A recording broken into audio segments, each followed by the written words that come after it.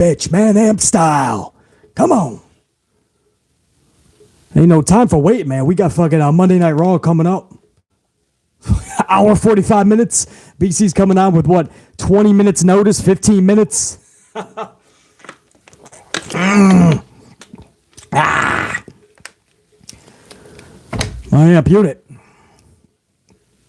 Let's see what we got here, man. Unit.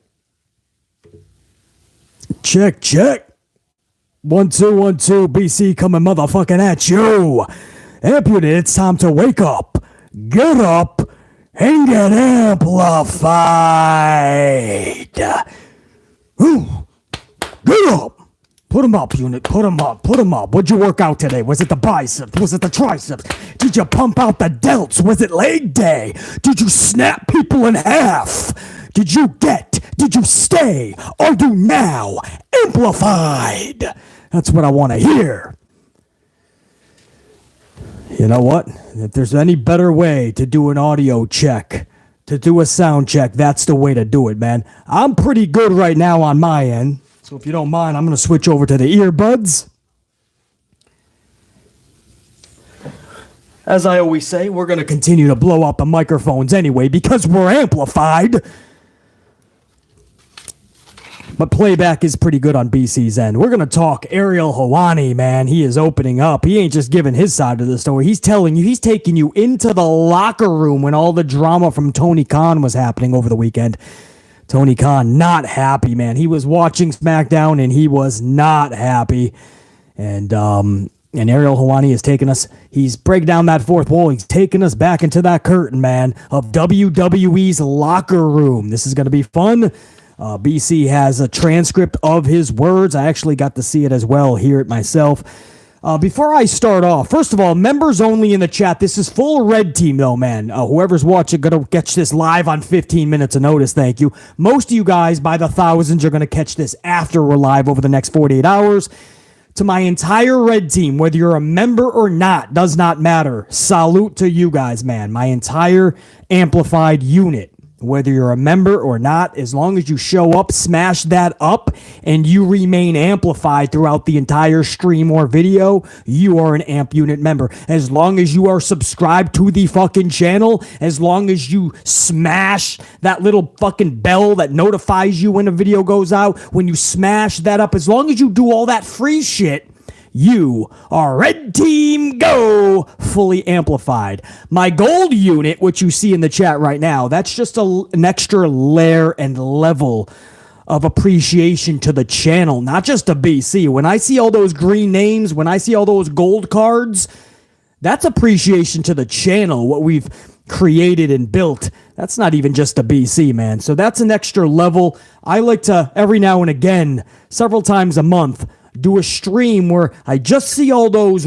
green names up in the chat. It helps BC out, like the Eric Lenos, JR9 Gaming, Carlos Ray, James Shrimp Fajitas, Ty Drew, Christopher Blackshear, Alicia Vukovic. Who else up in here, man? Rachel Rocca's up in here. James Shrimp Fajitas, as I said. Dwayne Piazza's up in here. The wisdom of Charlie Grin. Ash Deggles is up in here, man. We got super chat bangers coming up. Angel Alegia's in here. Angel, what up? Anthony Bowley's up in here. Richard. We go back here. Who is that? Richard Rodriguez is up in here. DJ is a prodigy. Colin, Dante Jaron 23, Malachi, Dave Mealy, WWE AEW Marvel fan, Quentin Gilbert. I mean, we got the fucking green names smashing up on the screen. The gold unit is in a full effect right now, man. Full effect. And that is what I like to do several times a month, man. Get all my green names, my gold card, my channel members together, and we're going to have a little bit of a summit. And today it's talking about Tony fucking Khan and becoming a laughingstock in the WWE Locker Room. But before we get there, unit, Ash Deggle says, damn right I'm up in this bitch. That's what I love to hear. Gold team, come out and play. Yeah. So before we get into anything, man, John Cena, before we get into the good stuff, and this won't take long, man, I promise you. I know Raw's coming up, man. This will be less than an hour, I assure you, or we're going to try anyway. John Cena is confirmed from Monday Night Raw return. John Cena returning to Monday Night Raw.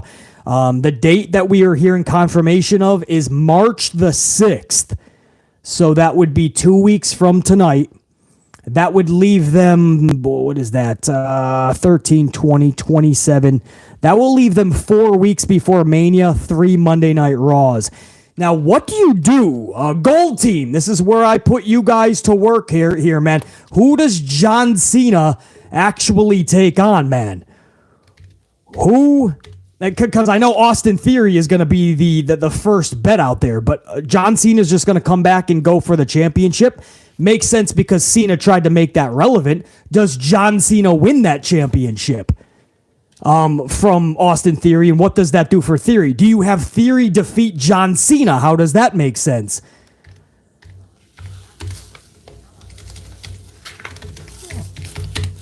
Does John Cena wrestle Austin Theory at Mania this year? Does John Cena wrestle Austin Theory at Mania this year? Guys, my unit. Everybody in here now, man. Answer that poll question, man. Does John Cena wrestle Austin Theory at Mania this year? If not, tell me who you guys would have if not Austin Theory. I'm good with it on one hand. It kind of makes sense, right?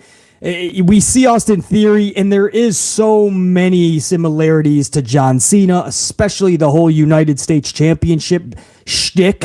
And we know what John Cena once made that. And we know that there's been some tussling back and forth on like social and such. But on the other hand, it doesn't make sense. I mean, John Cena's going to come back in, and does he actually win the title overall?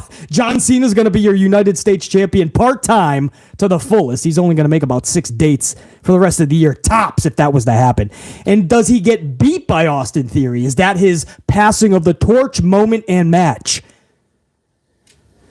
See what you guys think up in the gold team, man. You guys are thinking Cena Theory.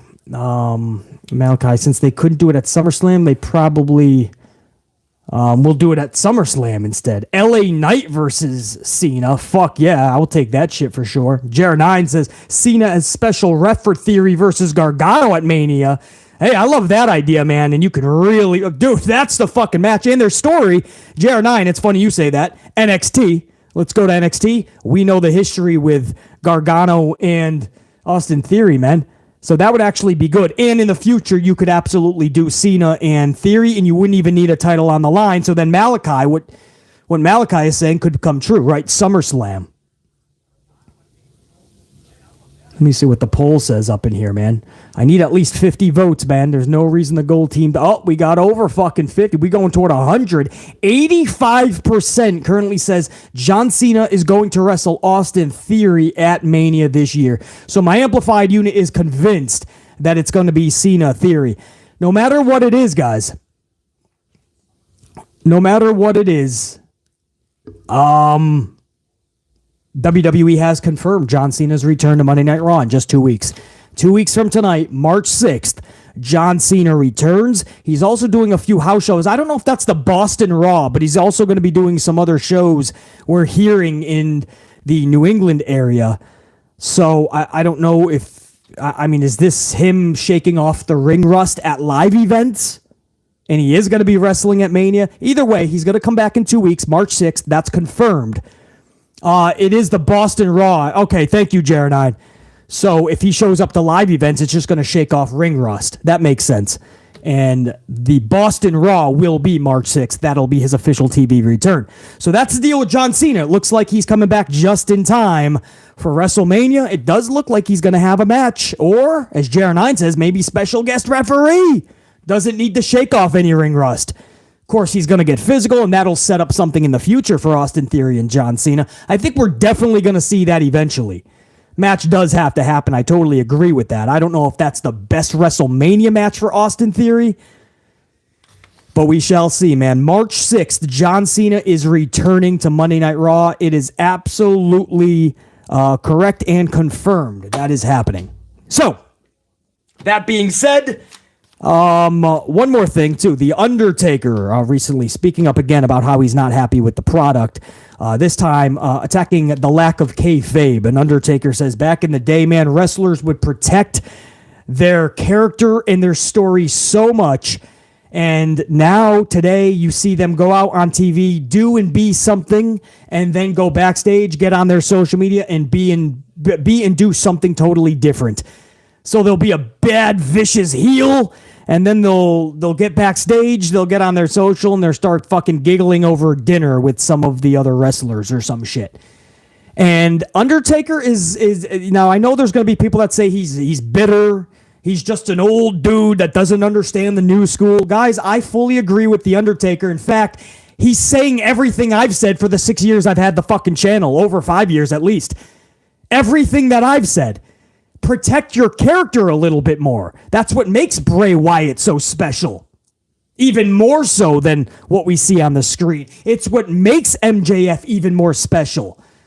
Protect that shit. Don't just go, it's the referee. I always bring it back to AEW with this, man. How Eddie Kingston made you believe that he cannot stand Cesaro. I mean, literally one of the worst humans in existence, according to Eddie Kingston, right? The way that Eddie Kingston talks about Cesaro, you really want to see that match, run it back 4 times and you'll be fine with it. Give him a fucking hour and watch him just fucking crawl over the place. But you know, they just don't like one another. They're just going to bash each other. And then you have the fucking referee just at dinner, snapping a fucking photo. You got Eddie Kingston on his left. Cesaro's on his right. They're all fucking giggling over dinner. And I'm like, well, don't need to see that anymore, do I? And then I bring it back to Roman Reigns. You guys remember, I'm going to end that poll, by the way. Over 100 of you guys have answered that question. I'm going to put the results in. Over 185% say, yeah, it's going to be John Cena, Austin Theory, if they do, and if John Cena does compete this year. So you have in WWE, I remember Roman Reigns was going to take on Braun Strowman. It was an ambulance match, maybe, or it was one of those big matches. Maybe it was in Saudi. I forgot, but it was a big Braun Strowman Roman match. I thought the story was actually going beautifully. I really did. Braun Strowman was even looking good. Roman was even looking good. That was back when they were trying to force him too. But I didn't mind this, man. I thought it would be a good collision. And they show WWE is just putting all this shit out there. People are putting on their social. They all went backpacking or some shit. They all loaded a bus because they were out of the country and they were just sightseeing. And people, there's Roman and Braun with backpacks on, laughing with each other. And they're about to have a big pay-per-view match. I think it was even a title match. And some people are like, well, basically, I mean, it's just a show, like you say, man. They're just having a good time. They're in another country. They just want to see the country, basically. And I'm like, well, that's the fucking it. Well, there you go. There's your fucking issue. If you want to know one of the biggest problems in pro wrestling today, it's the lack of any kayfabe.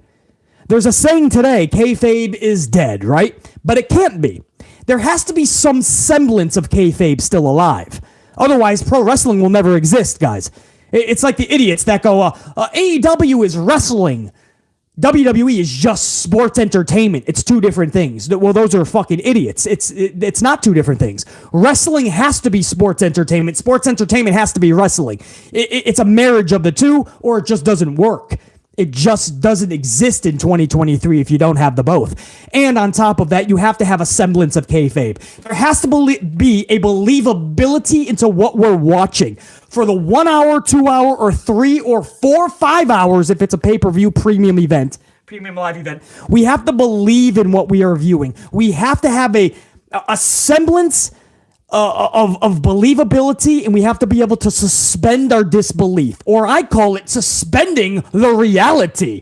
I appreciate that gold team, man. All that truth bombs, dude. I appreciate the fuck out of you guys, because what I am saying right now is so meaningful. You know how passionate I am about the industry. And this is something that a lot of the younger generation just totally doesn't understand. We have to believe in this shit. We understand they have lives and they're fucking nothing like their characters. Hopefully, most of them anyway. That's cool. But can you just believe in your own shit and respect your own work? Respect your character. Respect your storyline. Respect your profession. Not to ruin everything you just worked on the moment you step back through the curtain. If you're involved in a really good storyline, don't get to the back and just start fucking putting selfies on social media. If you're Sami Zayn and you got the world in the palm of your hands with this bloodline storyline, don't go backstage and start putting up selfies with you and fucking Roman Reigns after we just saw you guys battle in Montreal at the Elimination Chamber. We don't want to know that you guys are fucking good buddies backstage. We're believing in the storyline right now. We're not fucking Stunads. We understand it's a show. We understand you're playing characters. But can you just respect it enough to fucking not post every part of your day? We don't need to know what you're eating in the morning. We don't need to know when you're working out. We don't need to know what you're having for dinner, when you took your first and third shit. We don't need to know what you're doing 24/7. We live in a fucking world where everybody has to post something or else they don't feel like they're in existence. They don't feel noticed if they're not posting. If they're not getting the fucking likes on their picture or their post, they don't feel like they're relevant today.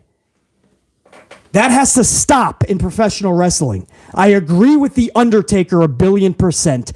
We need some level of kayfabe, even in 2023. And I got a news flash for you guys. Even in the year 3023, if pro wrestling still exists 1,000 years from now, it's only going to be because somehow we preserved a level of kayfabe.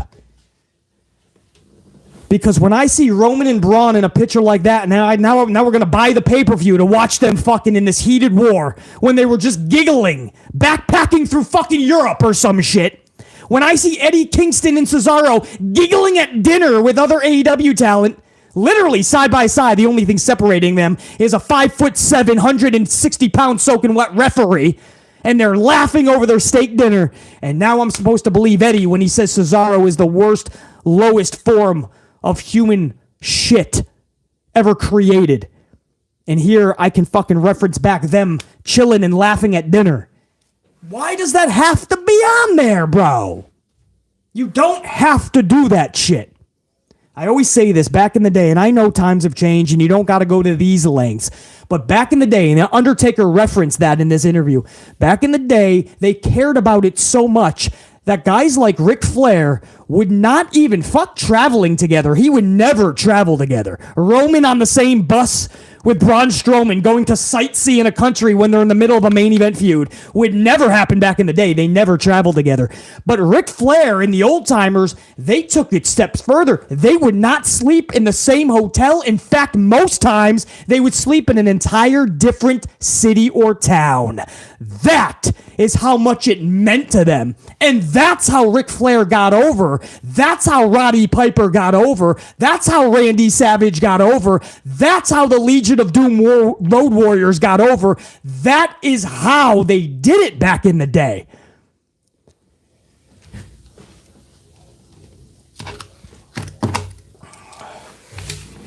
MJF, good. Dave Mealy brought up MJF in the chat. I appreciate the fucking truth bombs. It's got to be spitting. You don't even got to thank BC for this one, man. I've already spoken this same topic many times on this channel. Undertaker brought this back up in the latest interview that he did. I think it was a Mike Tyson podcast, and Undertaker just said, "I don't like it today. I don't like the product today, but it is what it is. The lack of kayfabe is just not good."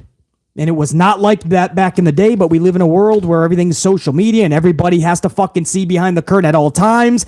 And everybody has to see them giggling when they just got busted open or a heated war in front of our eyes on the television. Everybody's got to see them holding hands in the back so we know they're okay. Undertaker is not a fan of it, and neither is BC, man. James Shimfias, you are right. Taker is not wrong. Undertaker is absolutely correct in his assessment of pro wrestling today.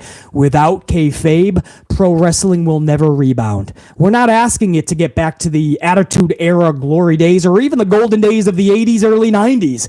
We're not asking it to do that. We're just asking it to fucking show signs of life.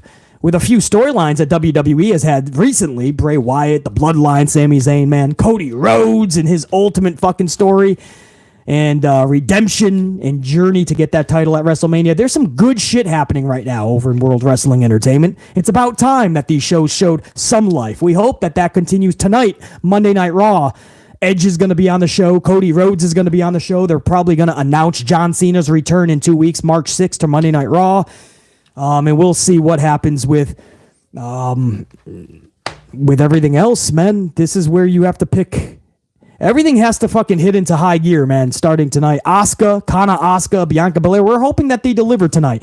But Undertaker is far from wrong. He is absolutely correct, man. Back in the day, kayfabe took precedent, and because of that, you fully were invested in everything you were watching. Today, you see one thing on your TV, and then you see a different thing on your phone because the wrestlers are posting themselves smiling over dinner when they were just in a match or they're in a heated feud. It's never going to work. And you got the people that defend it. Oh, basically, they have lives, man. It's just a show. It's cool to see them having fun. Okay. Are you wondering why the ratings are where they are? Are you wondering why wrestling is where it's at right now? It's not because of cord cutting. It's not because most people are just watching YouTube or just watching streaming services or watching fucking Hulu or there's holidays every other fucking Monday or Sunday. Or it's somebody's fucking birthday or a presidential speech. It's because the products fucking suck. And when the product sucks, this is what's going to happen. And one of the biggest reasons why the product sucks is because kayfabe is almost dead. Some people give a fuck about keeping it alive. Bray Wyatt, Wyndham Rotunda, MJF, Maxwell Jacob Freeman. They give a fuck about kayfabe, and they try their mightiest to keep it alive. Gold Unit, do you know anybody else in pro wrestling right now? Any other wrestler? Maybe on the independents, maybe a promotion that you watch that is kayfabe even on social. They stay in character and they stay in their storylines and they make you believe. Do you guys know any other names? JR9 Gaming, some NXT talent, JC Jane and Grayson Waller. Love it. I didn't know that about Jane. Waller, I kind of did. A little bit. I didn't know Jane is like that as well. Who else, guys? Cora Jade. She lives that character, huh? Very good. I always knew I liked Cora Jade. Cora Jade reminds me so much like an AJ Lee. Anybody else? Is Bailey like that on social? I don't do a lot. I'm not a big, so you know, do I look like somebody who's got fucking time to tweedledee things? Zoe Starr. Okay. A lot of NXT talent is what I'm seeing. JR9, I think you're on to something, bro. Looks like they're doing them correctly, man. Lacey Evans, Dave. I don't think Lacey Evans has a choice. She's always telling people to fuck off. James Shafahita's like, I don't even own a real fucking cell phone. James Shafahita still has the fucking pagers, bro. I love it. All right, so my point is, guys. Yeah, so that's fucking great. So my point is, there's not a lot, though. There's not a lot of wrestlers today that really that make you believe that that's just, you know, this is their character and they're going to be in that. And when you go to the shows, no matter what you saw on their social or anything, that's what you're going to get to see, man. You're going to see Hulk Hogan as Hulk Hogan. You're going to see the Ultimate Warrior as the Ultimate Warrior. You're going to be able to see Randy Savage as Randy Savage. You're going to be able to see The Rock if you smell like The Rock. You're going to see Stone Cold Steve Austin stomping the mud hole online just like you would see in that damn ring. Because right now you got your little beady eyes locked on the eyes of this world's toughest son of a bitch. You're going to see that Stone Cold, man. You're going to see that Cody Rhodes. You're going to see that Sami Zayn. You're going to see that Brock Lesnar. If Brock did social, that'd probably be Brock as well. I love that shit, man. You know, stay in that. That really... Man, that was a bummer when Kingston was running down people and nobody knew if Eddie Kingston was being serious or not. He would talk shit about so many fucking people and you believe that this is how he truly feels. And then the fucking referee schmuck just posts at dinner him, Cesaro, and Eddie Kingston when he was talking all that shit to Cesaro. IRL type shit, man. They weren't even in a feud. They weren't in a match. He was just setting shit up in the future. And then you just see them giggling over steak. And I'm like, come on, bro. They were sitting right next to one another, too. It's not like a long table where you got to put up with them because the boss said behave. It was horrible, man. Roman Reigns and Braun Strowman in a big fucking main event the next night. And the night before, they're sightseeing in a different country together, backpacking and giggling. Guys, that's just some examples of just stuff that just made BC go, are you fucking kidding me? Is that what we're doing now? Is that seriously what we're doing? Anyway, that's the two stories I wanted to get through first. John Cena confirmed. John Cena is returning to WWE. He's coming back Monday Night Raw in 2 weeks, March 6th, to set up something we think anyway with Austin Theory for WrestleMania. And number two, Undertaker's comments are going to take on a life of its own. People are going to start calling him bitter, and he's an old man, and he doesn't understand wrestling today. But I firmly stand behind the Undertaker's words. Kayfabe being totally dead today is not good, and it will absolutely also kill the product as a whole. And when Undertaker says he's not a fan of it, but it is what it is, I agree with him. It sucks that it is what it is. I also do not agree with totally killing kayfabe. I don't agree with these wrestlers living 24/7 on social fucking media or posting their entire fucking life's calendar events. I agree with The Undertaker 1,000,000,000%. Those are the two stories I wanted to get through first. And before I get to the big story here, Ariel Helwani, Tony Khan, and Ariel Helwani finally fucking opening up about how the WWE Locker Room felt on that Friday night because of Tony Khan. Wait till you guys hear this, man. I mean, this is wild. Ariel did not hold anything back, man. But before I get to that, I want to, again, thank every single gold card member in that chat right now. Everybody is a green name. This is a members-only chat. You guys show that next level support for not just BC, man. Fuck that. It's the channel that you're showing that support to. Throw in those coffees to the channel. To you guys, man, get the fuck out of here. To you guys, man, major salute. And if you don't mind, I want to actually give you... Right, we're not just gonna do this fucking kayfabe style. We're gonna do this IRL style, man. A real salute. If you don't mind, I'm gonna pop this fucking Dunkin' iced coffee. This is only 9 for the day. Relax. Appreciate that, Richard James Shrimp Fajitas. Appreciate that, man. All right, guys.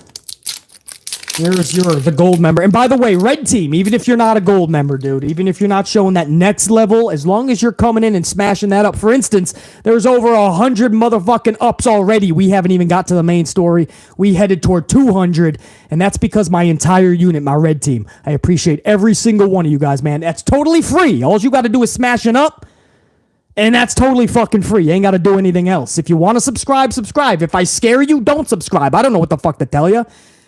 But to my gold team, that's everybody in the chat with a gold card after that green name. To you guys, I got to give you a proper motherfucking salute. You're supporting the channel. Let me support right back. Salute!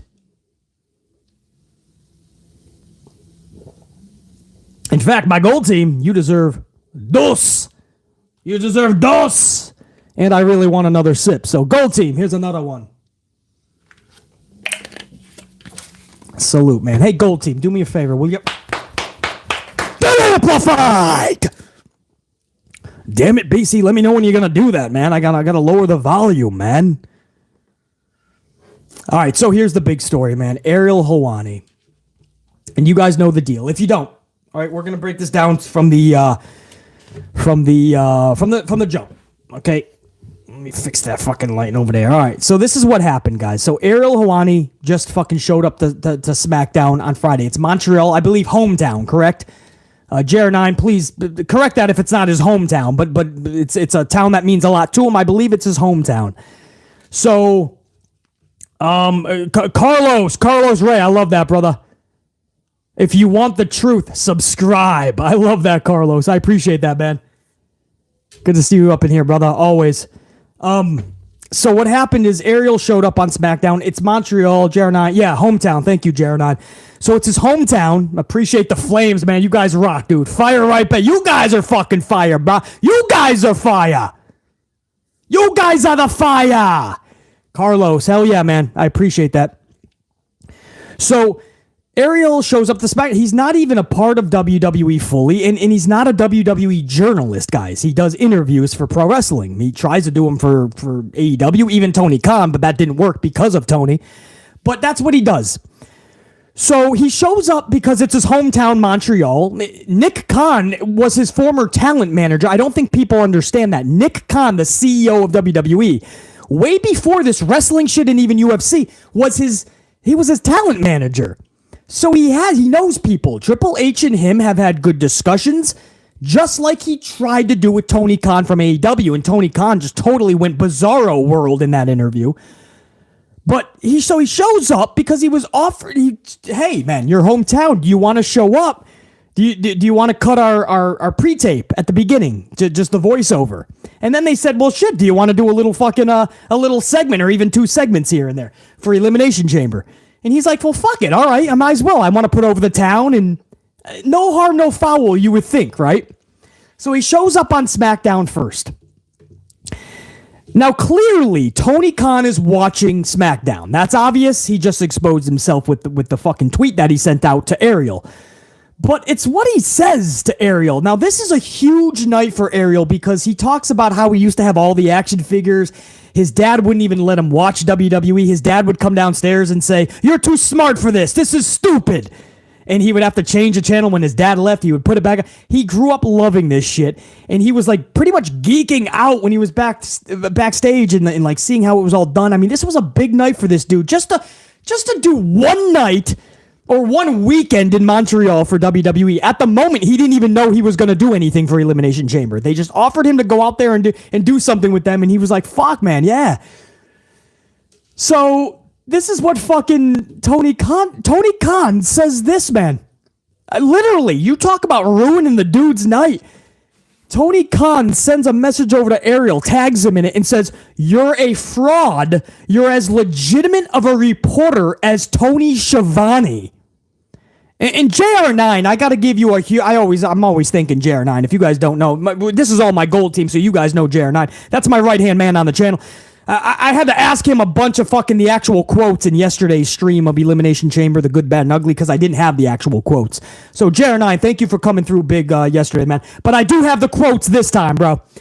So he literally says, and I quote to Ariel, just for showing up on SmackDown, Tony Khan says, you're a fraud. You're as legitimate of a reporter as Tony Schiavone. Why would you feel the need as an owner of a fucking AEW company, a right-hand man of the Jacksonville Jaguars, another football club, I believe, soccer team, I believe.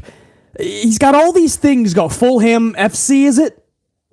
He's got all these things going on. Why the fuck? I understand you're a fan of SmackDown, Tony Khan. Okay, that's cool.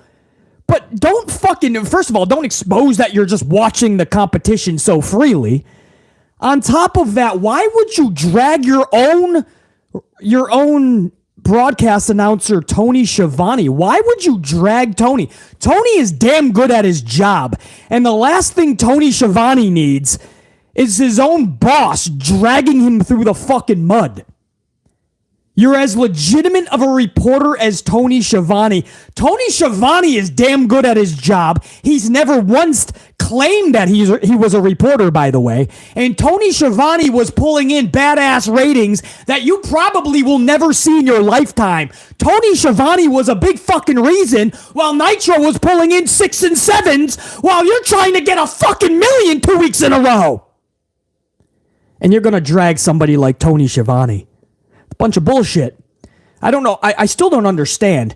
And listening to Ariel's interview today and letting it all out there on what happened and the response from the WWE Locker Room, Ariel still, and the people that he was talking with on this podcast, they're just befuddled that he would drag Tony Schiavone. Nobody can comprehend why the AEW boss dragged his own talent. Nobody, even tonight, Days later, nobody can comprehend what Tony Khan was thinking, but that seems to be a running theme with Tony Khan. When he's not shutting his mouth, he's just saying something really fucking stupid. So Ariel says this in response. Thanks for watching. Right there, letting everybody know that you were watching SmackDown. Good job. Fucking bozo, man. Thanks for watching, old friend. Can't wait for our next chat. Of course, the last time they spoke was that October podcast for Ariel's podcast, and Tony Khan totally went into business for himself and totally was a dick to Ariel. Absolutely took a piss during the podcast, came back, answered no fucking questions. So he says in response, thanks for watching, old friend. Can't wait for our next chat. Also, don't listen to the snowman, Shivani. You're a legend in my books. Don't listen to the snowman, Shivani. You're a legend in my books. Bro, he literally said that Tony Khan is on some extracurricular activity, if you know what I mean. Like there's a movie in theaters right now. It's called Cocaine Bear. It's a movie. I'm not even joking, man. Well, basically, Ariel is saying that Tony is, he's on some shit. Don't listen to the snowman. And on this podcast, he was asked about that. And Ariel goes, well, no. See, what it is I didn't know if maybe it was snowing in Montreal, so I didn't know if Tony Khan could hear me all the way to Jacksonville. So I just thought maybe the connection, maybe the TV was a little fuzzy. It was a little snowy because of the snow in Montreal. It was not snowing in Montreal, by the way. But it was some snow was in the forecast. But that's what he said, right? So he called him, don't listen to the snowman. Obviously, in the way that he was saying it with that little fucking wink. Oh, I said it because it was snowing in Montreal and I didn't think he could hear me in Jacksonville. No, he knew what he was doing, bro. DC Lanyard says Cocaine Tony. He said this dude is on some fucking juice shit. He said he's sniffing the how you doing. Ariel did not hold back, and I don't blame him. And he actually said I was going to hold back until the WWE Locker Room fucking lit a fire under my ass, basically. So that was the response there, man. Tony Khan literally tried to ruin Ariel's night, and he wasn't going to have it. Now, this is where it gets interesting, man. Now, that was the social exchange. This is exactly what Ariel said in this podcast, guys. You ready for this? Ariel Helwani says this, man. This is a quote from today's podcast, and he takes you into the WWE Locker Room. The entire locker room is making fun of Tony Khan. Now, we kind of already knew this. Khan made reference to this a couple of months ago when he said, he was asked if WWE and them would ever work together, and he goes, lately, based on the way they're treating me, I don't think so. And I thought that was like such a 10-year-old based on the way you're treating me, I'm never going to work with you. Like, what does that mean? Clearly, he was hearing stories. It wasn't just the supposed contract tampering. It wasn't trying to get New Japan Pro Wrestling to work with them instead of AEW. He was hearing that people were making fun of him backstage. That's what BC was hearing from my people down in Florida. And this confirms that shit. The entire locker room got behind Ariel during Friday night and Saturday night, guys. Can you believe the WWE Locker Room has banded together? And public enemy number one is Tony Khan in this scenario, half laughing at the dude and just pissed off at this dude, according to Ariel. Now, this is what he says. I'll give you guys the exact quote. Let me get one more sip of coffee. You guys ready? Salute. I'm going to give you guys an exact quote from Ariel about Tony Khan and about how the WWE Locker Room's response was. All right, one more. It's too good, man. Iced fucking coffee from Dunkin'. All right.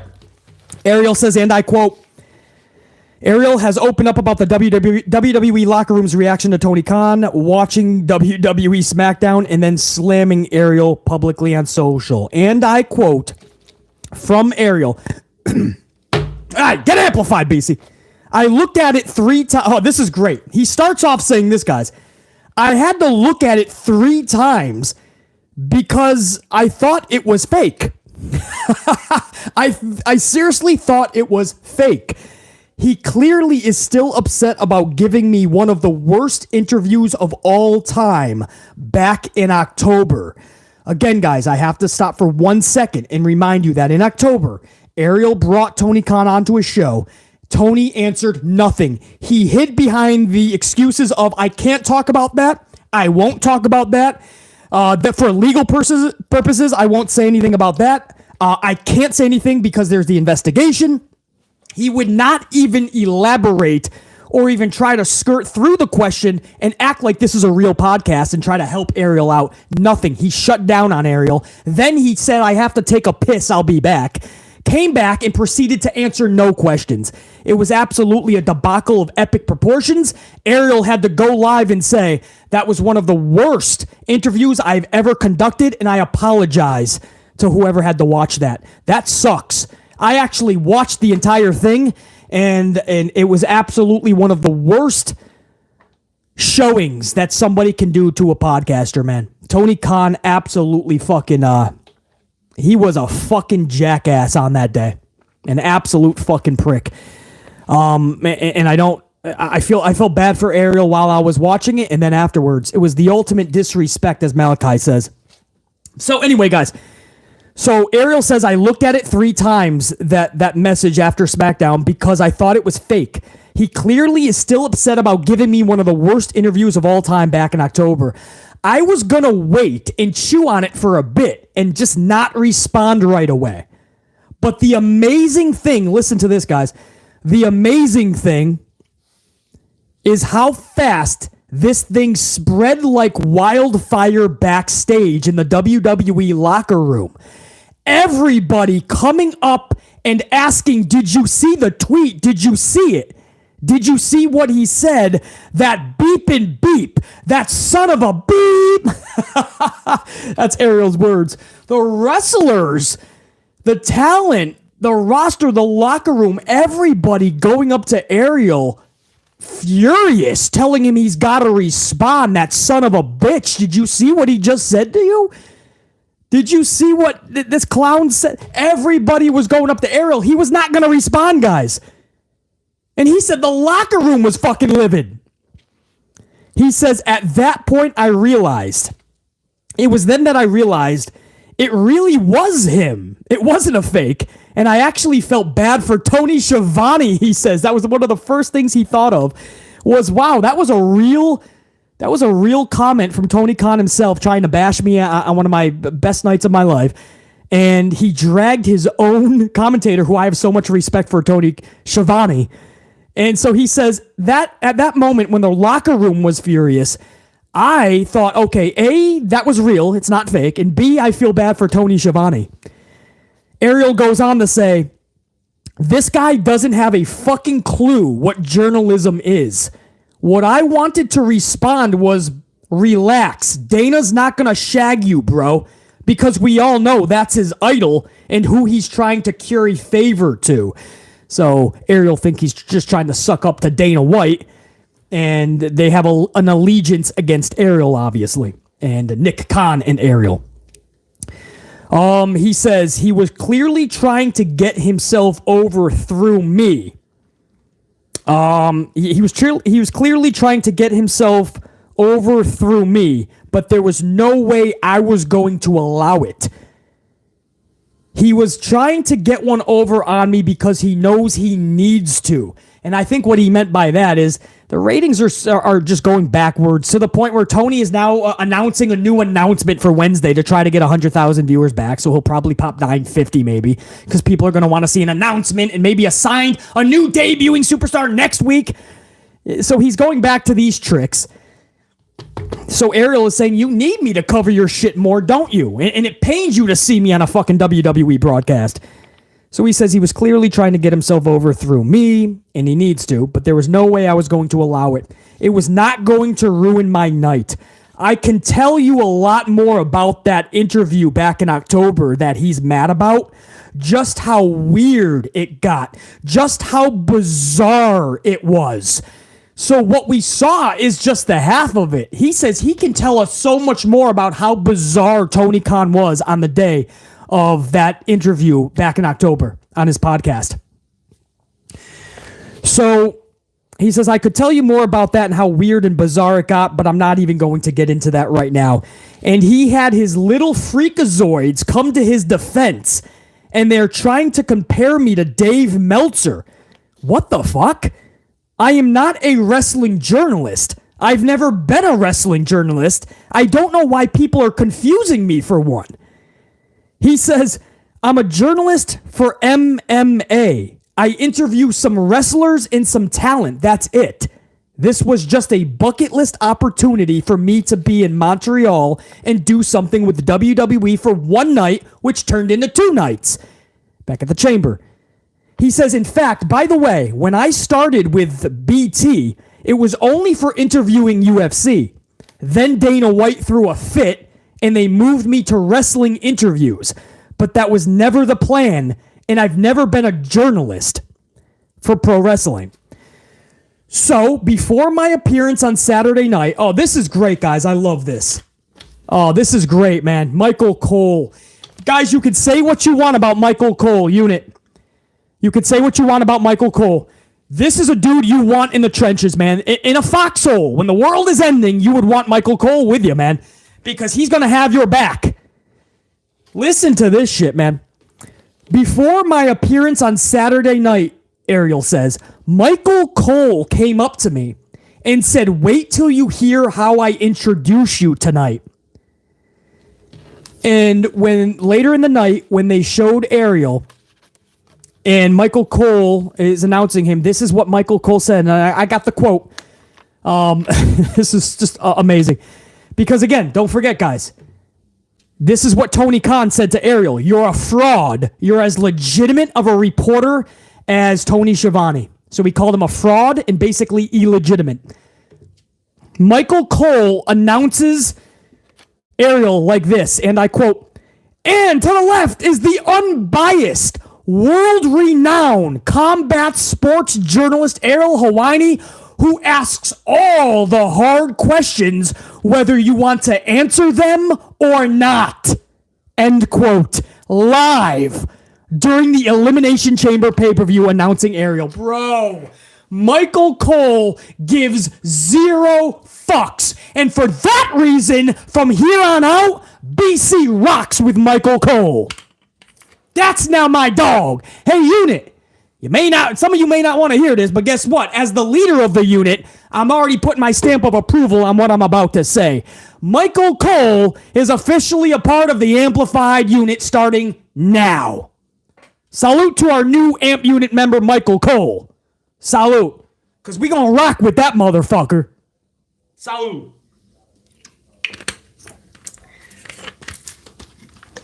Tony Khan calls him a fraud, calls Ariel a fraud. Michael Cole says he's the most unbiased, world-renowned combat sports journalist.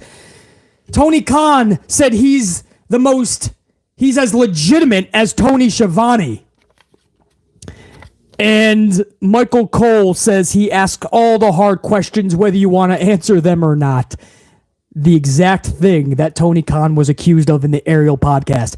He was asked all these questions, and he didn't want to answer any of them. And Michael Cole says, who asks all the hard questions, whether you want to answer them or not. Bro! DJ, come on, bro. What do you mean by that, man? BC just hates TK. What are you talking about, DJ? Come on, man. What are you saying, dude? Come on, bro. You've been here too long, man. Joking or not. Come on, bro. How is anything I'm saying how is this not true? How is everything I'm saying not true? But see, that's what it is. When we call it out, it's hate. I just hate him now, right? Because he acts like an idiot time after time. Now we just hate him. How does that fucking hate? What do you mean? Just because we got to call this out? Thank you, Sir Charles. I know, DJs, but that's not a joke, man. What do you, come on, man. BC just hates TK, man. You know why? Because that's what people fucking, right, that's what you come across the podcast and you love AEW and you're just like, wow, he just doesn't like AEW. That's not needed, man. No, we don't need to push that shit. Come on, that's not a joke. Nobody laughs at that. That's not funny. That's not funny at all. Too many fucking idiots who actually think that every time you critique something, it's because it's out of hate. And that's why nothing changes. The same people just kiss his fucking ass and say if there's criticism, it's because they just don't like him. They just fucking hate him. And nothing changes. That's why fucking Dynamite is the same every Wednesday and the ratings are going backwards. And now he's got to say, I have an announcement to try to get more viewers, right? And he'll probably pop 900, 950 because people are now going to have to say, oh, fuck, all right, give me the announcement. What is it? And then next week he'll have a new debuting star.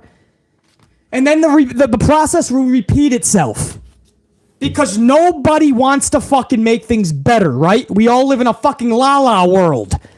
Because I like it and because I want to support it, I'm just going to fucking turn a blind eye. You can't do that shit. Everybody wants to see AEW succeed, I would hope. Competition can be fucking good. It's going to help Vince McMahon's WWE. But you can't be actual competition to WWE. You can't start putting on really good shows until you start fucking listening. Stop fucking watching SmackDown and dragging people like Ariel and concentrate on your own product. Nobody's just bashing Tony Khan because we got nothing fucking better to do. We're an hour away from Monday Night Raw. BC has 7 things that I probably have to get to that I haven't even fucking scratched the surface of today. And I have to find a way to do it after 3 hours of Monday Night Raw. Probably won't get to bed till like fucking 10 a.m. and wake up at fucking 4 a.m. Do the math. I'll lose 6 hours of sleep somehow. We don't want to be discussing this.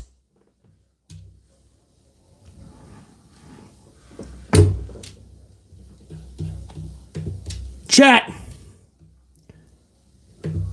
We Ash Steggles, not just BC. The unit has to fucking lay this down because everybody else is going to turn a blind eye. Every other fucking journalist or podcast, whatever the fuck they do, is going to be like, AEW's amazing this week. And they say the same thing every fucking week. It's all the same. Nobody wants to call it the real shit. That's a problem. Tony Khan's the problem.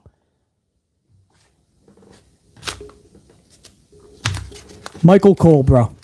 Michael Cole says the most unbiased, world-renowned combat sports journalist, Ariel Helwani, who asks all the hard questions whether you want to answer them or not. Michael Cole made it a point to track down Ariel earlier in the day and tell him, listen to how I introduce you tonight. And then I'm not even done. Listen to this. Ariel says, I go back Saturday night after my appearance in the crowd. He says, I go back and everyone backstage is going nuts and I'm getting high fives. I literally popped the boys in the back. So many came up to me and said that was amazing. So he goes backstage and he is baffled. Everybody's coming, the talent, the fucking wrestlers high-fiving him. Telling them, congrats, that was amazing. Badass, bro. Because he fucking smacked back on Tony Khan on that response. And Michael Cole put it to another level. The entire locker room showed support for Ariel there. And based on what Ariel is saying happened backstage and WWE's reaction, it is fucking clear that WWE ripped AEW boss Tony Khan, and that coincides with what Tony Khan originally thought, that nobody in that locker room respects him. Nobody's going to respect you if you keep doing shit like that. The WWE Locker Room thinks Tony Khan is a laughingstock, and you want to know the sad thing? We hear the same stories within AEW. His own fucking talent doesn't know how to take Tony, and most of the talent doesn't even take him as a serious fucking owner. Do you honestly think Phil Brooks for 1 second looked at him as a real owner? Do you go back, remember the before All Out, Phil Brooks and Tony Khan were at another press conference, the pay-per-view before that, and Tony Khan was flipping out. He was saying swears, profanity, just going nuts. According to Ariel, maybe he had a few fucking lines before. I don't fucking know, but he was going batshit ballistic. And Phil Brooks is looking at him like, what the fuck are you? A fucking man-child? What is this shit? He went from Vince McMahon to someone flipping the fuck out. It's no wonder that the next pay-per-view, Punk was flipping out. He saw what he can do and get away with. He's like, fuck, if the owner does it, I'm gonna fucking do it times 10. It's like growing up. If your parents are doing stupid shit, you think you can do it. And you usually, as a kid, take it to the next level.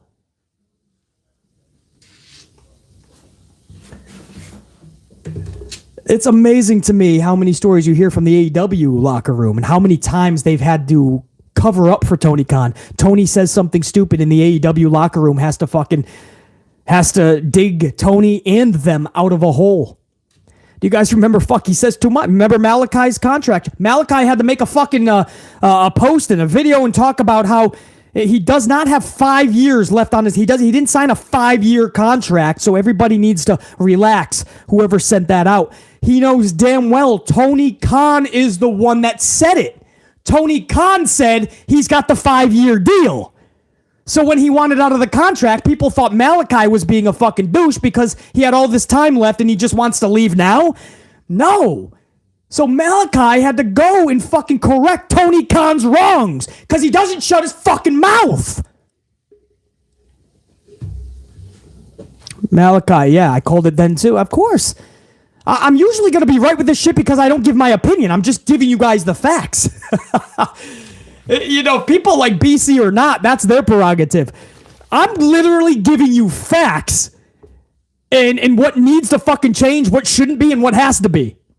It's up to everybody else to put the puzzle pieces where they belong and complete the puzzle.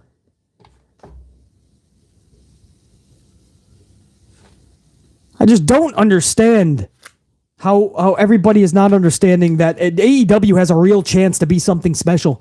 The one person that is holding AEW back is their fucking owner, who doesn't have a clue how to book, first of all.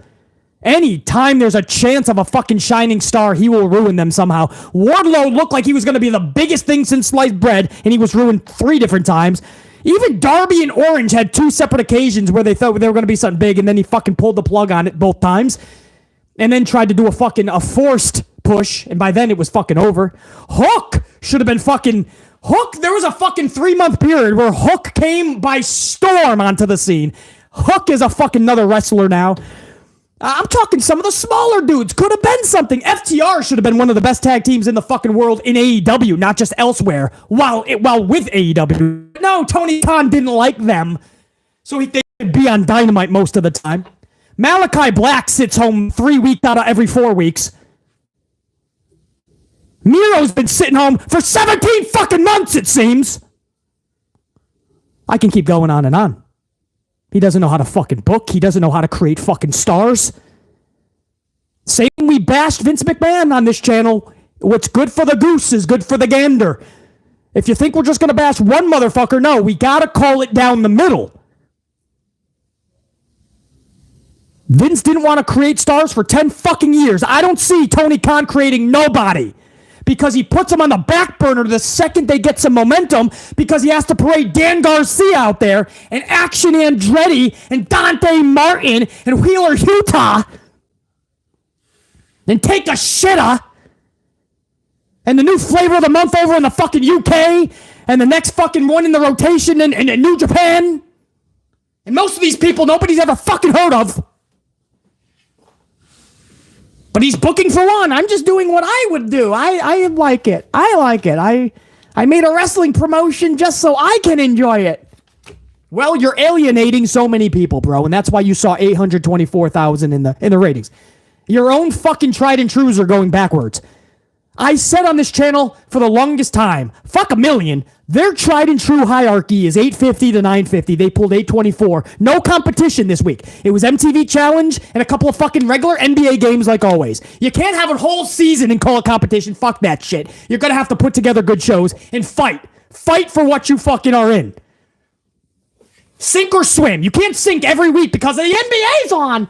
But the NBA is down 17% in the fucking ratings themselves. Yeah, but it's the NBA.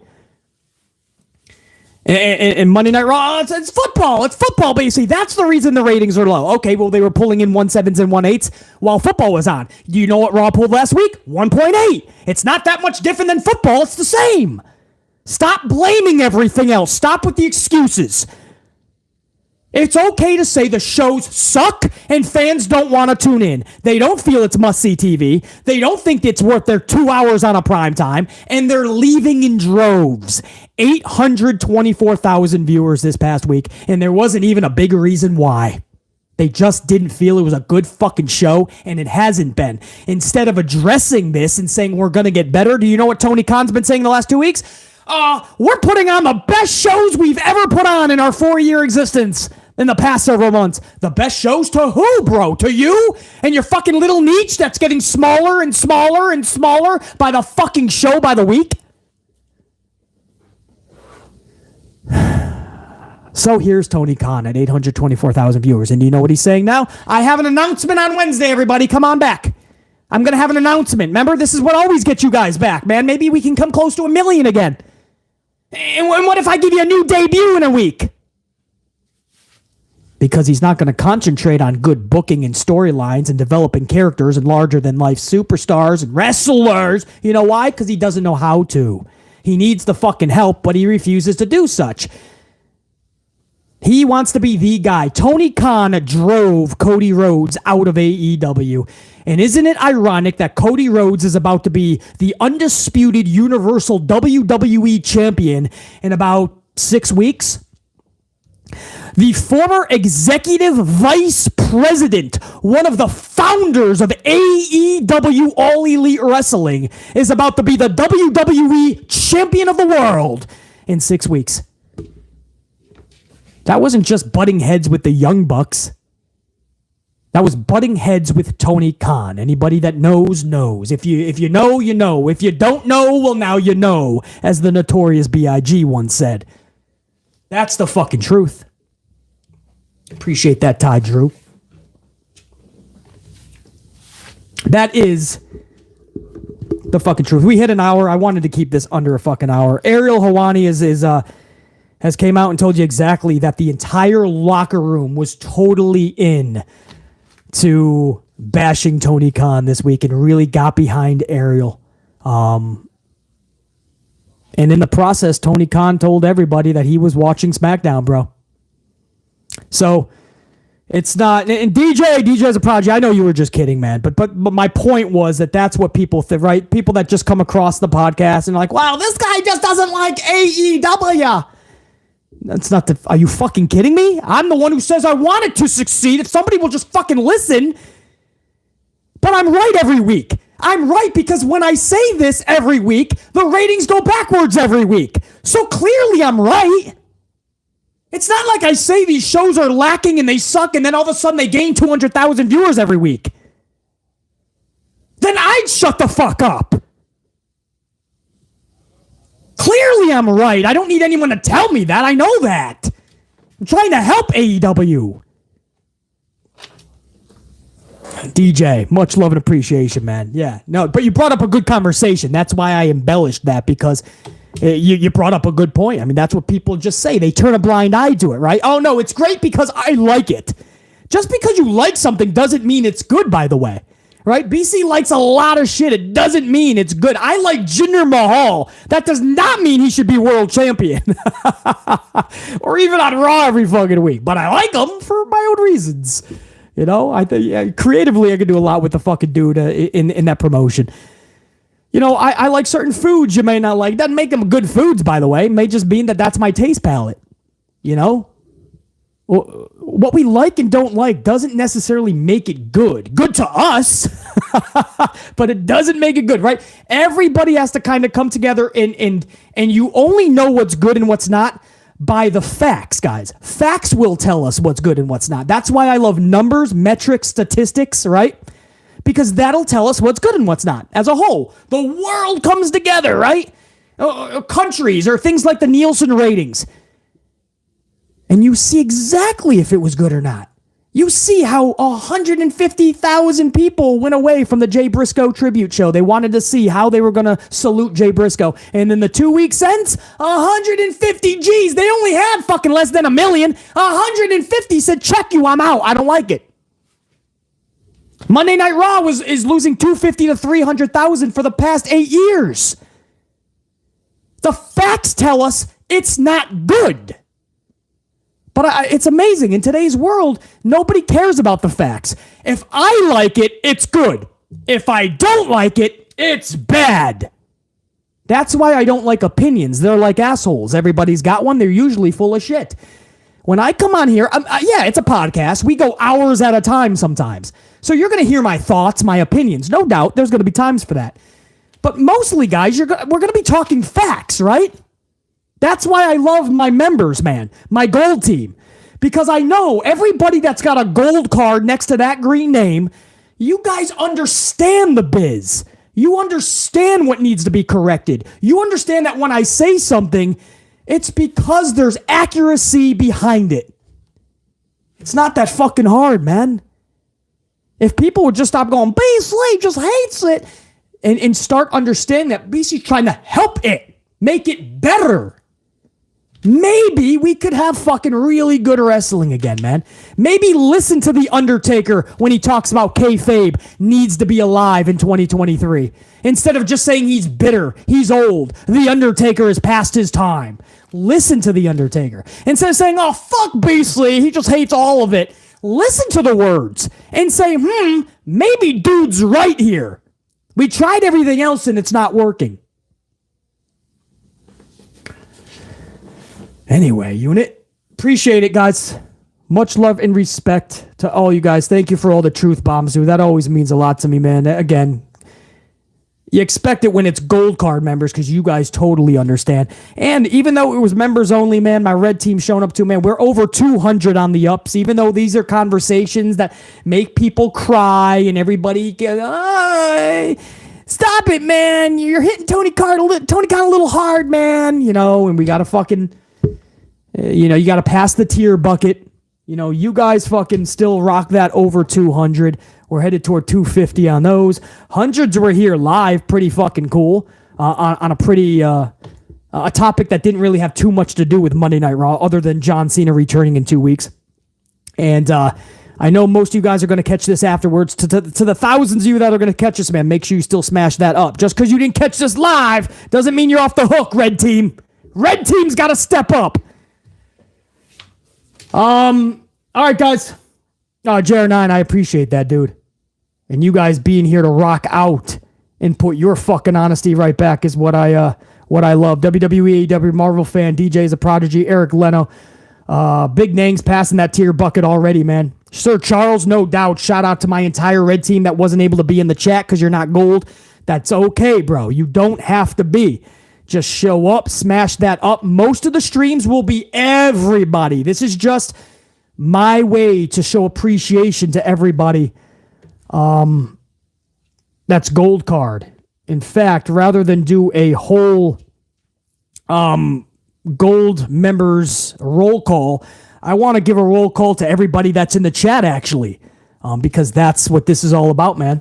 Angel, Alega, Angel, Carlos Ray, WWE AEW Marvel fan, of course, JR9 Gaming, James Shrimp Fajitas, all up in the chat right now, or at least within the last 5 minutes they were.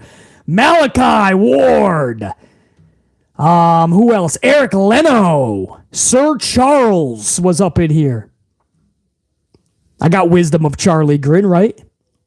Wisdom rocking out. DC Lanier up in here. Alicia Vukovic. The Up Channel up in this bitch. Who else, man? Ash Steggles, of course. I'm going to get to the supers in a second, guys. Don't worry. I know there was a few supers, so let me get over to you guys. Mr. Big 200. DJ is a prodigy. Dwayne Piazza. James Miller's up in here, too. Venus Soldier 92. Christopher Blackshear. Ty Drew. WWE AEW Marvel fan. Who else up in here, man? Pile driver finisher. What up, brother?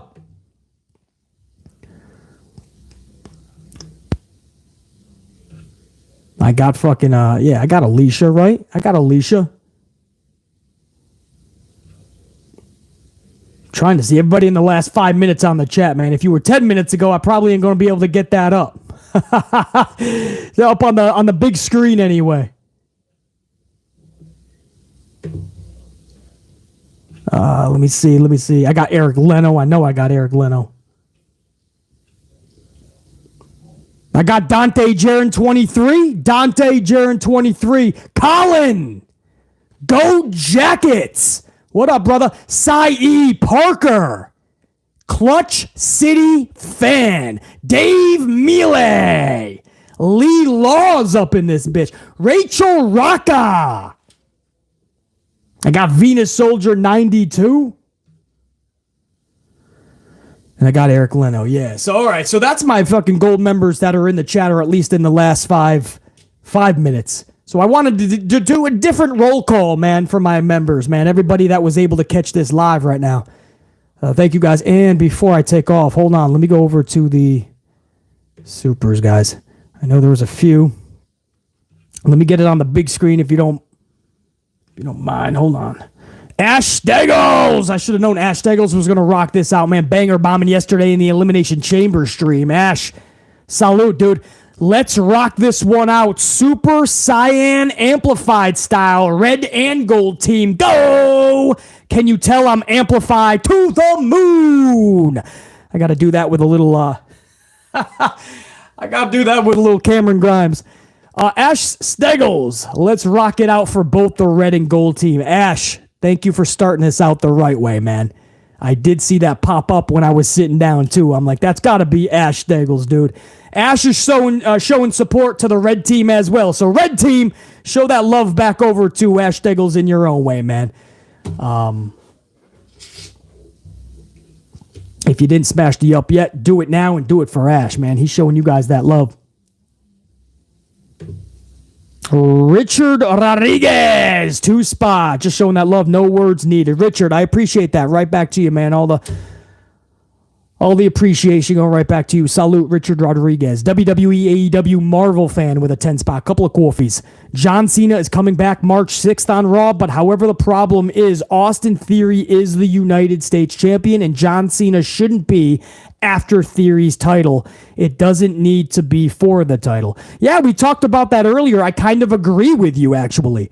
I don't think that... I know most of the world thinks Austin Theory versus John Cena is the match at Mania. I don't see it. I think that's more like a SummerSlam match with no title on the line. Because Theory shouldn't be beating John Cena, and I don't want to see John Cena be the one to end the fucking title reign of Theory. It's weird. So I don't think a title needs to be on the line. Just a good grudge match. They've already talked some shit to one another, or at least Theory did. It's weird to me. I don't know. I like JR9's concept, where you have Cena maybe be a special guest ref, and you have somebody like Johnny Gargano going for the title at WrestleMania. I kind of like that. WWE AEW Marvel fan, salute Rachel Rocca. Rachel with a 2 spot says, what up, unit? Sup, amp unit? What's up, Rachel Rocca? Rachel, salute. Let me give you a proper one. Good to have you up in here. Rachel doesn't get to catch all of these. Always good to see you up in here. Ed Rom, 5 spot coffee. BC, keep doing your thing, bro. 100. Ed, you know it, bro. BC's amplified. Ain't no fucking better. Ain't no derailing this motherfucker. I'm too badass, bro. I am the man. I am the bad guy. I'm the real deal. I'm the amplified man. I make them cry. I get them scared. I make them shit their pants. I am that guy. Let's rock. Oh, the coffee's kicking in. Damn. You know it, Ed Rom. There ain't no stopping B motherfucking C, dog. Damn. I'm electric. I make them cry and shit their pants at just looking at BC. They fucking run away to their mothers and their daddies. Ed Rom, I appreciate that. Strict Tango up in this bitch. 2-spot. TK is planning to start 5th show Collision. Shake my head. TK is planning to start a 5th show Collision. A 5th show. So what do we have? We have Rampage. We have Dynamite. Chat, what do we have? Dynamite, Rampage, Elevation, Dark, and ROH, I guess, will be on a streaming service. Is that the 5th one? Maybe that's the 5th one. Is that what you're talking about? Is Strict Tango up in here? Strict Tango, what do you mean? Yeah, well, listen, ROH is good. Nobody's going to fucking watch it, man. You got to have some weird thing on a streaming service. Nobody's catching that, bro. And it's a shame because I loved ROH back in the day, man. I always say this. Some of my favorites were Roxy, the Briscoe brothers, and Jay Lethal. I mean, those 4 individuals just captivated me. So maybe you're talking about the ROH show for sure. Anise up in here. Anise our war, $9.99. Couple of coffees. Anise, salute. What's up, unit? Just a reminder. Been watching all this time like Paul Heyman was watching Jimmy laugh my ass off. I love this channel. Anise, good, man. Yeah, I was just thinking. I don't get to see Anise our war up in here too often. But I'm glad you're able to still catch them. Even though you can't comment too much. Maybe you just got the earbuds in. You're listening straight podcast form. Whichever it is, Anise. Much love and appreciation as always. Good to have you always a part of the channel. And good to see you back up in the chat, man. Or at least in the supers. Anise, let me give you a proper salute. Keep rocking, brother. Colin, $1.99. For example, Eddie Kaufman in wrestling. Oh, Colin, you mean Andy Kaufman, like living the character and keeping kayfabe alive, respecting pro wrestling. That's what Andy Kaufman did. I mean, he put such a reality to hit what him and Jerry Lawler did that people literally to this day honestly think like none of that was scripted. That's not the case. He went into business for himself. There was some real shit in that, but a lot of that was all fucking worked out between him and Lawler. But to this day, I mean, Andy Kaufman was just that exceptional. Colin, good example, bro. We fix that amplifier unit, man. Come on. Come on. We live. Straighten that shit. That's the amp unit. That's not for sale, though, guys. This one is over on Teespring. You guys can get the Think Be Live amp unit, man. This is good for fall and spring, man. It's thin enough for the spring. It's warm enough for the fall and winter. Go figure. So BC wears it year round. But you ain't getting the hat. That's just for BC. That was a gift. Colin, you know it, brother. Ash Steggles, $1.99. Damn it, BC. You broke kayfabe. I'm unsubbing. Join the clique. I'm sure I scare people off every fucking stream. It's something I'm naturally good at. I scare people. Because I'm too amplified. Ash Steggles, it's been nice, man. It's been real. I appreciate all the support. Good luck on all your future endeavors, Ash Steggles. Much love and appreciation, Ash. Salute. Ash was just future endeavor, damn it. Jesse Stowe, 2-spot. Amen. Right on. Doesn't mean you hate it. And Jesse Stowe, I appreciate that, is obviously talking about when we critique AEW in this instance, which I've been doing more harsher this week because Tony Khan is just going off the rails. But when I critique Monday Night Raw for the last 6 years and talking about how bad it's been for 6+ years, whenever I critique it and it's a negative thing, it's not because I don't like it or hate it, or it doesn't have anything to do with not even liking it. It's just it's not good and it has to change. The numbers, the metrics, everything tells us that, right? That's what numbers will do, and the facts will tell us that. It doesn't mean we hate it. We want to see something like this, for instance, AEW succeed. We want to see Monday Night Raw succeed every Monday. We want to see the local bingo hole down the fucking road who's got 7 matches this weekend. We want to see that succeed. We're hoping ROH somehow succeeds on their little fucking streaming platform that Tony's putting them on. But it's never going to happen if we keep turning a blind eye and keep blowing smoke up these owners' asses. If you think that everything Vince McMahon does is good and you support everything he does and you turn a blind eye to the problems, you're a piece of shit and part of the problem. If you blow smoke up Tony's fucking ass and you turn a blind eye and you think everything he does is perfect and you think the people that are critiquing it are the fucking bad guys, fuck off. Fuck off. As my nani would say, you're a stunad. A bagadoosh. Jesse Stowe, no doubt. Thank you for understanding right from wrong. And the facts. That's all we ever fucking ask for. The facts, man. WWE AEW Marvel Fan 5 Spot says, I like watching that Ariel podcast because I feel bad for him. Tony Khan is such a man-child and a clown and an unprofessional goon. Well, WWE AEW Marvel Fan is no fan of Tony Khan, or at least as of late. That's how he acts. You know, it's no wonder that Ariel is telling us that the WWE Locker Room was basically making fun of and even pissed off at Tony Khan this weekend and high-fiving Ariel for his response. And Michael Cole saying what he said during the Elimination Chamber in direct response. Michael Cole coming to Ariel's defense on live pay-per-view premium television. Premium live pay-per-view, motherfuckers! Fuck your premium live event. You ain't gonna make BC fucking stutter on that shit. It's a pay-per-view. Bottom line. Are you paying for it? Then it's a pay-per-view. And Michael Cole is fucking doing his fucking due diligence, man. Michael Cole slapping Tony Khan upside the dome piece. Badass, bro. Sean Swabby. Sean with a 2 spot says, TK is like VKM, an audience of one. Basically, brother. Exactly right. So much of the shit Vince did, especially later on in the latter years for Vince, was just for him. It's just what he wanted, even if it was not best for business. Tony Khan has been that way for the whole 4 years in existence of AEW. It's all about him and what toys he wants in the ring. Nothing flows in AEW. There's no momentum for anybody. He's got 160 people on the roster with only a 2-hour show, and a show that fucking nobody watches on Friday nights. Or, I'm sorry, 300,000 people do. We'll find out the actual rating for their 7 o'clock slam dunk fucking fest tomorrow because of the holiday. It's been pushed back a day.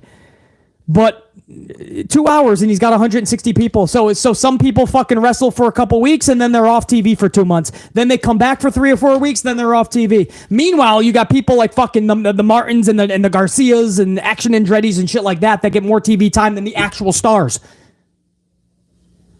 There's nothing right now that Tony Khan is doing that is fucking working. Not even his MJF, who's one of the best wrestlers right now in pro wrestling, not just because he does cool sequences, but because he checks off every box. And MJF and Bryan Danielson has a lackluster storyline, and that's really bad because that was the whole selling point of Revolution. Until this past Wednesday, it was the only announced match. And that's a problem because it's in 2 weeks. So you know what Tony did? He put a bunch of rematches on the card this past Wednesday, and then a weird he put a 4-way tag team match, and then he put a rematch of Hangman and Mox, and then he put a fucking rematch of Samoa Joe and Wardlow. The fucking, honestly, that TNT title is being passed around more than Sunny Days back in the day. Unreal to me what they're doing with the TNT title. But we're supposed to turn a blind eye and go, no, it's all awesome. Everything is awesome.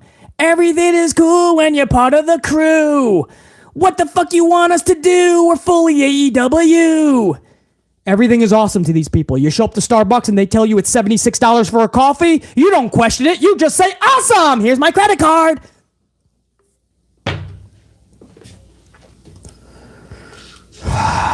Sean, exactly right. TK is like VKM, an audience of one. And if you're going to defend Vince McMahon and Tony Khan and not fucking acknowledge that there's issues and they need to be addressed so we can help make it better, then you're not part of the solution. You're a part of the problem. And nobody will listen to you. And I don't fucking blame them.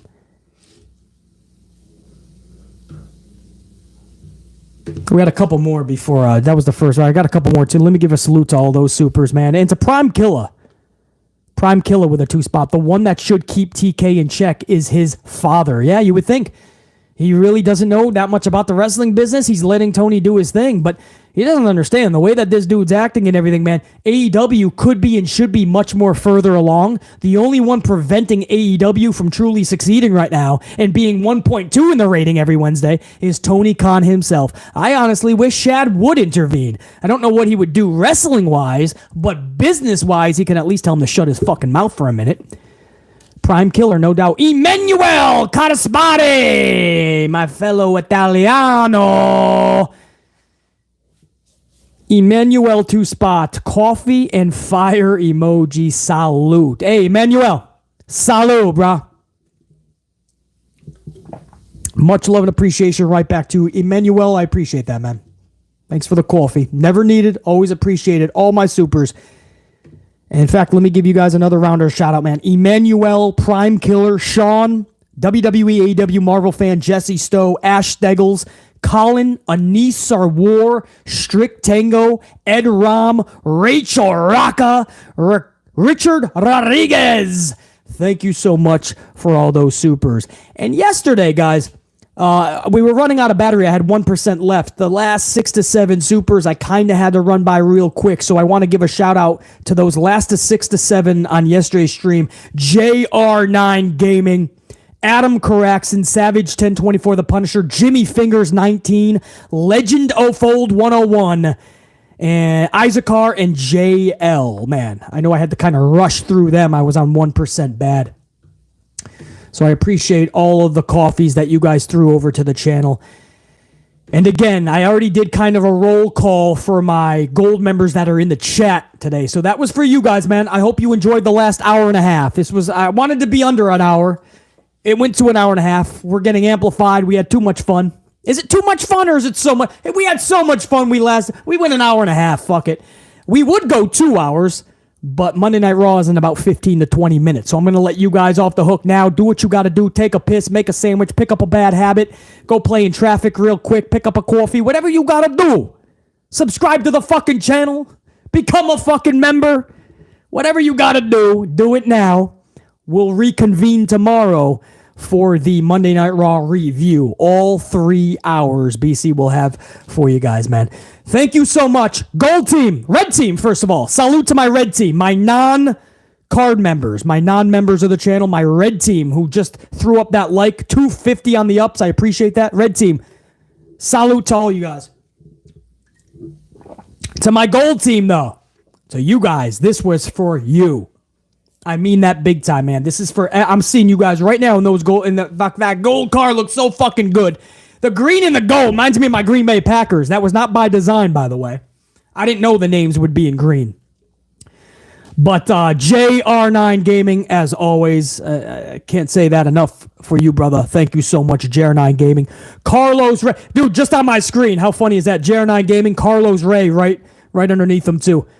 Some of the best tried and true gold members you're going to find in this community on this channel. And they're back to back on my screen. JR9, Carlos, and Renee G right underneath, man. Love it. Renee G, DJ is a prodigy. Much love, brother. Eric Leno, Ty Drew, Dwayne Piazza, James Shrimp Fajitas, Alicia Vukovic. I'm basically doing a whole nother roll call, so I'm not going to do that. Ash Steggles, obviously, man. Still appreciate the banger bomb from yesterday, dude. Not needed at all. That just set us off the right way. So, guys, pile driver finisher, Eric Leno. I gave you the roll call. That's twice. This was honestly for you. I really take that very fucking serious, man. The fact that you guys become a member and support the channel on another level. I don't need coffees from anybody. I'm going to have plenty. The fact that you guys want to tip the channel, the fact that you guys want to take a coffee and throw it at their channel over to BZ, fucking epic, man. And where I come from, I grew up in a small town, a nice little set of fucking projects before I went to New York. Little projects. Where I come from, we respect everything. We respect those that respect. The people that disrespect, they get nothing. They don't even get acknowledged if you disrespect. But to those that respect, and when you respect to next levels, I make sure that you get it right back. So anyway, I could probably say thank you another hour, but that's it, guys. We're going to fucking do this again tomorrow. I don't know if it's going to be live, but we're going to go over all 3 hours tomorrow, I assure you. That's it. Get set for Monday Night Raw. Hopefully it's a good show. Salute, everybody. BC, top guy, I'm out. Amplified man saying check you.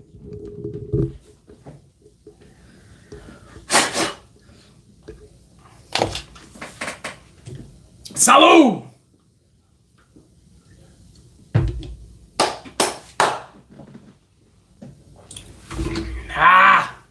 Salute! Check you.